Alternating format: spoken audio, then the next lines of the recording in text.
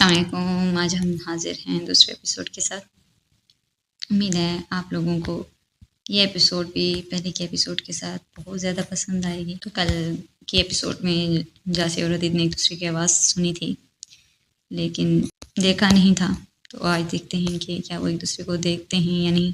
Train अपने station पर पहुंच आई थी। वो पूरा रास्ता उसकी आवाज़ के सैर में खोई रही थी। ट्रेन रुकने पर उसने होश संभाला और हदीद को देखने के लिए निकली, लेकिन उसे वहाँ बहुत से लोग मिले। अब बहुत से लोगों में हदीद कौन, वो कैसे जाने।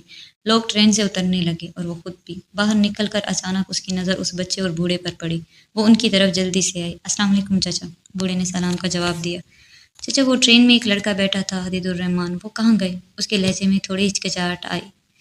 अरे वो फरिश्ता बच्चा तो ट्रेन से हमसे पहले ही उतर गया था, बूढ़े ने जवाब दिया। वो कुछ देर अफसोस से खामोश हो गई। बेटा, क्या तुम हदीदुर रहमान को जानती हो? बूढ़े के सवाल ने उसे कदर शर्मिंदा कर दिया। हाँ, लेकिन आपसे कम।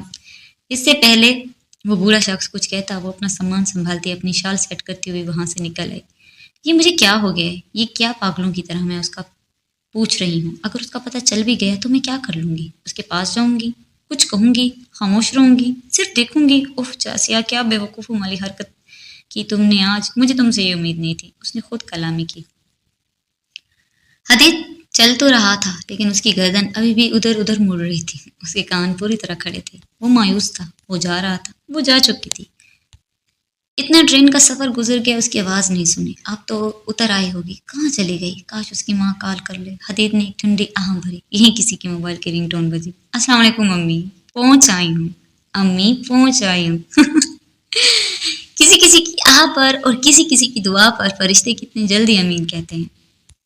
कुछ दुआएं जादू बन जाती हैं। आवाज़ सुन के फिर से उसके दिल की धड़कन तेज हो गई। वो खड़ा था, पाँव जम गए। अगर चला चला तो गिर जाएगा। उसके माथे पर पसीना आ रहा था, नजरें नीचे थी। ये कैसा लड़का था जो किसी की तरफ माइल हो रहा था, पर उससे देखा नहीं जा सकता था। देख लो हदीद, चली जाएगी। अंदर से जोर से आवाज आई। नहीं, सिर्फ वहम है मेरा, कोई लड़की नहीं है, कोई आवाज नहीं है। उसने अपने अंदर की आवाज को दबाया। हाँ, सारा सामान देख लिया है, सारी चीजें पूरी हैं, मैं खुद भी पूरी आ रही हूँ। कहका, हर चीज मेरे पास है, आप बेफिक्र रहें। उसकी आवाज कानों में गूंजी। हदीद ने शिद्दत से आंखें बंद की। वो अपनी माँ के साथ बर्तन साफ करवा रहा था। मतलब वो ख्याल में चला गया।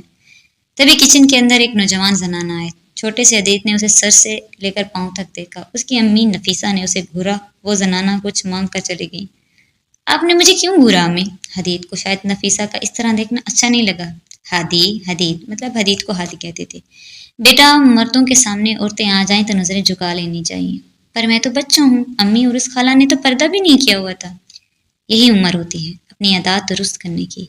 अभी तुम परवान चढ़ रहे हो। अगर अभी से नज़रों को काबू रखना ना सीखा तो तुम्हारी नफ्स की नज़र तुम पर हावी हो जाएगी। नफीसा ने दुपट्टे से अपने हाथ साफ किए। पर्दा मर्द औरत दोनों के लिए है। असल पर्दा तो हमारे नफ्स का है। औरत अपना जिस्म छुपाए और अपनी नजरों और लबो लहजों में सख्ती रखे, ये है उसका पर्दा। नफीसा ने दोनों हाथों से हदीद का चेहरा थाम लिया। और मर्द का पर्दा? छोटे से हदीद ने मासूमियत से पूछा। जब भी कोई औरत देखो, नजरें झुका लो, चाहे वो पर्दे में हो या नहीं। जब मर्द अपनी नफ्स की आंखों का पर्दा रखेगा, माशरे में हर बुरी चीज पर्दा आ जाएगा। नफीसा ने हादी का सर चूमा और हादी ने हाथ। हदीद यकदम आंखें झुका कर चलने लगा, लेकिन उसकी आवाज उसका दिल चीर रही थी। ये उसकी माँ की काल बंद क्यों नहीं करती? ये उसकी माँ काल बंद क्यों नहीं करती? हदीद अब दांत पीस के बोला। वाह, पहले कह रहा था कि कर ले, आप कह रहा है कि बंद कर ले। ये भी सही शाना है, लेकिन अब कबूलियत का वक्त नहीं था। फरिश्तों ने आमीन नहीं कहा। अल्लाह को कुछ और मंजूर था। चेन? हाँ अम्मी, अच्छा हुआ आपने याद दिला दी। बिल्कुल गिरने वाली थी गले से। जासिया ने अपने गले से सोने की चेन उतारी जो बिल्कुल गिरने वाली थी। एक तो आपसे पता नहीं किसने कह दिया कि सोना पहनने से नजर नहीं लगती। इतनी बड़ी गोल्ड की चेन पहना दी, इतने लूट मार के मुल्क में। उसकी बात सुनकर हदीद के लबों पर फिर मुस्कुराहट आई। उसका दिल धड़का, उसको सुकून आया। पहनते हैं नजरें उतारने को काला धागा लोग, या तो काला तिल लगाते हैं। हमारे महबूब की नजर सोने से उतारी जाती है। वाह, उसने सरूर से उस अनजान लड़की के लिए शेर कह दिया। और महबूब भी। महबूब कहने पर उसने शरारतन अपनी जबान हल्की सी दांतों तले दी। जासिया ने चेन उतार कर पर्स में डाली, लेकिन उस बेखबर को खबर ना हुई कि चेन पर्स से लटक रही है। दोनों भीड़ में थे और हदीद को सिर्फ जासिर की आवाज़ सुनाई दे रही थी। लोग इतने दोस्तों से भी बात नहीं करते जितनी वो अपनी माँ से बात करे जा रही थी, जैसे कोई बचपन की पक्की सहेली, जैसे अपने सफ़र की एक एक बात बताई जा रही थी। तभी जासिर की एक चीख निकली। उसने ज़ोर से चिल्लाई, मेरी चेन प्लीज़ पकड़ें, वो मेरी सोने की चेन थी। हदीद ने एकदम आंखें उठाईं। उसे सामने से वो भागते हुए दिखाई दे रहे थे। उसने अपना सामान वहीं छोड़ा और फुल स्पीड में उनकी तरफ भागा।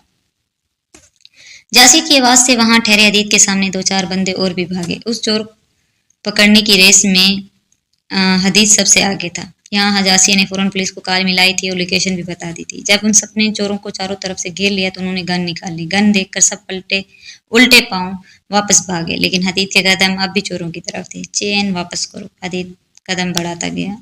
अंधे हो या तुम्हारा दिमाग खराब है? तुम्हें पिस्तौल नहीं दिखाई दे रही? मैं गोली चला दूंगा। चोर ने पिस्तौल पर अपनी गिरफ्त मजबूत कर ली। चेन वापस करो। हदीद बिल्कुल उनके करीब पहुंच गया था। दूसरे चोर ने हदीद पर हाथ उठाने की कोशिश की। हदीद जल्दी से आगे बढ़ा, उसका पिस्तौल वाला हाथ मरोड़ा और पिस्तौल दूर फेंक दी। दूसरे चोर ने लात मारी। हदीद ने उसके पांव को पकड़कर पीछे की तरफ धकेला, दूसरे को दबोचकर उसकी जेब से चेन निकाल ली। दोनों चोरों ने मिलकर हमला किया। उनकी बहुत कोशिशों के बावजूद वो दोनों हदीद से चेन नहीं ले पाए। काफी मारपीट के बाद पुलिस वाले पहुंच आए और दोनों चोरों को गिरफ्तार कर लिया गया। हदीद को भी साथ कार्रवाई के लिए ले गए। पुलिस स्टेशन में कार्रवाई हो रही थी। हदीद को मेडिकेशन भी दी गई थी। जैसे पुलिस स्टेशन के बाहर उस लड़के का वेट कर रही थी जिसने उसकी चेन के लिए अपनी जान खतरे में डाली थी। कुछ ही देर बाद एक पुलिस वाला उसके पास आया। मैडम, ये आपकी चेन, अब आप जा सकती हैं। सर, मैं उस लड़के से मिलना चाहती हूँ। जासिया ने अंदर जाने की परमिशन मांगी। वो थोड़े से जख्मी हैं, उनकी मेडिकेशन हो रही है और आपको चेन से मतलब है, आप जा सकती हैं। जासिया खामोश हो गई। उसने अपने पर्स से एक नोट चिट निकाली और पेन से कुछ लिखकर पुलिस वाले को दे दिया। ये उस लड़के को दे दीजिएगा और मेरी तरफ से बहुत शुक्रिया अदा कीजिएगा। पुलिस वाले ने हाँ में सर हिला दिया। जासिया जा चुकी थी। अगर वो नहीं जाती तो शायद उसकी माँ वहाँ आ जाती। मेडिकेशन के बाद हदीद को भी जाने की इजाज़त मिल गई। पुलिस वाले ने उसे वो नोट चिट दी और उसे गहरी नज़रों से देखा। कोई इश्क माशूक़ी का चक्कर है क्या? उसकी बात सुनकर हदीद का एक दफ़ा फिर दिमाग घूमा। वो गुस्से से पुलिस वाले को देखने लगा। घूर क्या रहे हो? तुम्हें गोली भी लग सकती थी। इस गोली के डर से ही तो हम हर वारदात पर लेट पहुंचते हैं। उसने इतनी रिटाई से कहा जैसे कोई बड़ी बात ही ना हो। हदीद अब भी खामोश था। चिट उसने हाथ में ऐसे पकड़ी थी जैसे उससे कोई छीन लेगा। अल्लाह हाफिज। हदीद का अल्लाह हाफिज पुलिस वाले को दौड़े की तरह लगा। हदीद जल्दी जल्दी पुलिस स्टेशन से बाहर निकला। भाग के सड़क का किनारा पकड़ा, वहां से एक रक्षे को ठहराया। उसने वो चिट अभी भी अपनी मुट्ठी में दबोची हुई थी, जैसे जरा सी हवा भी उसको उड़ा ले जाएगी, जैसे कोई आएगा और उसे छीन लेगा। अगर वो गुम हो गई तो वो क्या करेगा? उसको परेशानी से पसीना आ रहा था। वो रक्शे में बैठा हुआ था। चिट उसकी मुट्ठी में थी, लेकिन वो चिट खोल के नहीं देख रहा था। जैसे अगर उसने खोली तो उसके अंदर जो अल्फाज मौजूद हैं वो उड़ जाएंगे। वो उड़ गए तो वो उन्हें हवाओं में कैसे पकड़ेगा? उसने थोड़ा आगे जाकर रक्शे को रुकवाया। साथ में एक पार्क था, वहाँ पर बेंच खाली था। वहाँ पर इतने ज़्यादा लोग नहीं थे। उसको सांस नहीं आ रही थी, उसको हवा की ज़रूरत थी। वो खुद को कंपोज करने के लिए वहाँ पर उतर गया और बेंच पर जाकर बैठ गया। वो लंबी लंबी सांसें लेने लगा। न जाने वो कोई नोट चिट थी या कोई तावीज़।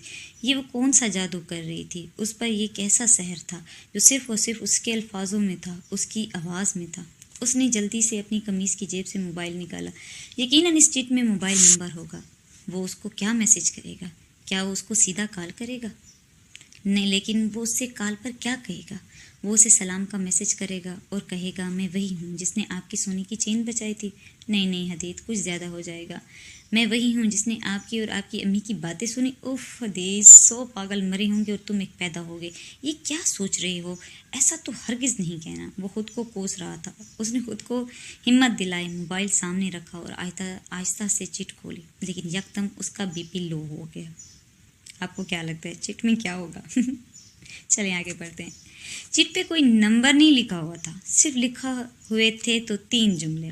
अल्लाह आपको सलामत रखे। आपने अपनी जान खतरे में डालकर मेरी कीमती चीज़ बचाई। अल्लाह आपको किसी का मुताज ना करे। भाई। वाकई भाई। भाई लफ्ज़ सुनकर तो वो कदमों में जाने वाला था। भाई लफ्ज़ सुनकर तो वो कोमा में जाने वाला था। कोमा में जाने वाला था। उसने जल्दी से चिट में भाई वाला लफ्ज़ ही फाड़ दिया जिस पर भाई लिखा हुआ था। उसने फिर से तहरीर पढ़ी और उसके दिल को सुकून आया। अब कहीं भाई नहीं था, वो उसकी बहन नहीं थी, हो ही नहीं सकती। हदीद की सिर्फ 4 बहनें और 2 भाई, वो 7 बहन भाई हैं। हाँ बस वो ऐसे सोच रहा था जैसे किसी के भाई कहने से वो भाई बन गया हो। मरियम जान चाय के बड़े से कप को सामने रख कर बैठी हुई थी और मोबाइल स्क्रॉलिंग पर लगी हुई थी। यहीं कट की आवाज़ आई। آ گئی میری ہیرا بیٹی۔ توجہ مریم جان کی ابھی بھی موبائل پر تھی۔ تو میں کیا ہوں، کوئلہ؟ ساتھ بیٹھی علیشا ایک دفعہ پھر تپی۔ کوئلہ تو کالا ہوتا ہے، تو پیلی ہے۔ مریم جان کی نظر موبائل سے ہٹی نہ ہٹے۔ جاسیہ بھی کوئی دودھ کی طرح سفید نہیں ہے۔ اچھا؟ علیشا نے ماں والا کپ لے لیا۔ پہلے تو میرا کپ رکھ، اور دوسرا اس کا کردار ہیرا ہے۔ علیشا کا پھر منہ بنا۔ کیا بونگی مثالیں دیتی ہو ماں؟ السلام علیکم میری فکر مند ماں اور میری بے فکر بہن۔ جاسیہ کمرے میں سامان رکھ آئی تھی۔ اس نے خود کو فریش کر لیا تھا۔ وعلیکم السلام دونوں ایک ساتھ بولے اور جاسیہ سے گلے ملی۔ فون کر کر کے میرا دماغ کھا گیا اور یہاں ملنے کو اٹھی تک نہیں، جاسیہ نے مسکرا کے گلا کیا۔ سارا دن بیکار بیٹھے بیٹھے بور ہو رہی تھی، سوچا تمہیں کال کر کے تمہاری فکر کر لوں۔ جاسیہ ہنس پڑی اور علیشا نے پھر منہ بنا لیا۔ کچھ تو سیریس ہو جائیں ماں، کب تک یہ ڈراموں کی زندگی گزارتی رہیں گی؟ کون سی ماں ایکٹنگ کر کے اپنی بیٹی کی فکر کرتی ہے؟ علیشا نے ٹیبل پہ ہاتھ مارا۔ میں مریم جان کی میں پہ جاسیہ کا کہہ کر نکلا، لیکن بہن کا منہ بنا رہا جو ہمیشہ بنا رہتا تھا۔ اور ایکٹنگ میں ہی مجھے رہنے دو، اگر اس ڈرامے سے میں باہر آ گئی تو حقیقت کی دنیا مجھے برداشت نہیں کر پاؤ گی۔ مریم جان نے ہر الفاظ پہ زور دے کر کہا۔ پھر سے ایکٹنگ؟ علیشا نے افسوس سے سر ہلایا۔ تو بتا تیری دوست کیسی ہے؟ انٹرویو دے آئی؟ مریم جان جاسیہ سے مخاطب ہوئی۔ ٹھیک تھی، اس کے ساتھ ٹھیک ہی ہوتی ہوں۔ انٹرویو دے آئی، 1-2 یونیورسٹی میں CV جمع کرا لیا، ضرورت ہوگی تو ڈیمو کے لیے بلا لیں گے۔ جاسیہ نے ماں والا کپ اٹھا لیا جو چائے نہیں شربت بنی ہوئی تھی۔ تم یہ نوکری کیوں کرنا چاہتی ہو؟ آگے PhD کر لیتی، اور تمہیں شادی نہیں کرنی کیا؟ علیشا نے اس کے ہاتھ سے چائے کا کپ لے لیا۔ جاسیہ اس کی بات پہ خاموش رہی۔ اسے پتہ تھا مریم جان اس کا جواب دینے کو ہے۔ خود کر لی نا 20 سال کی عمر میں شادی، انگور کھا لیے، میری دشمن کے گھر کر لی لو میرج، کر لیا بچہ پیدا۔ اب میری جاسیہ کی جان کے پیچھے نہ پڑو۔ امی میں آپ کی سگی بیٹی ہی ہوں نا؟ جاسیہ مجھ سے بڑی ہے۔ علیشا کو واقعی فکر تھی، چھوٹی وقت سے پہلی شادی کر لے گی تو بڑی کا کیا قصور؟ جاسیہ اس معاملے میں ایک دفعہ بھی نہیں بولی۔ حدید خوش تھا، وہ اپنے دوست کے گھر پہنچنے ہی والا تھا کہ سامنے اس کی گلی کی لکڑ پر وہی آدمی نظر آئے۔ حدید کی شکل تبدیل ہو گئی، چہرہ بگڑ گیا، چہرہ لال ہو گیا۔ وہاں پر ٹھہرا مرد اسے گندی نظروں سے دیکھنے لگا۔ آبے چکنے، تجھے چائے پلاؤں؟ حدید کے پاؤں کے نیچے زمین نکل گئی۔ بہادر حدید جو پستول سے نہیں ڈرتا تھا، وہ لکڑ پر ٹھہرے شخص سے ڈر گیا۔ واو! وہ مرد بار بار سیٹیاں مار رہا تھا اور حدید کے کانوں میں گولی کی طرح لگ رہی تھی۔ حدید کے پاؤں شل ہو گئے تھے، وہ چل نہیں پا رہا تھا۔ وہ کرب سے آنکھیں بند کرتا تو اسے کوئی بھیانک یاد ستائی تھی۔ میرے پاس آؤ، میرے پاس ہو، میں تمہیں کچھ نہیں کروں گا، ادھر آؤ۔ اگر آپ کو ناولز پسند ہیں تو ہمارے پیج کو فالو کرنا نہ بھولیے۔ مزید دلچسپ ناول اقساط کے لیے پیج فالو کریں۔ آپ کی ایک فالو ہماری حوصلہ افزائی ہے۔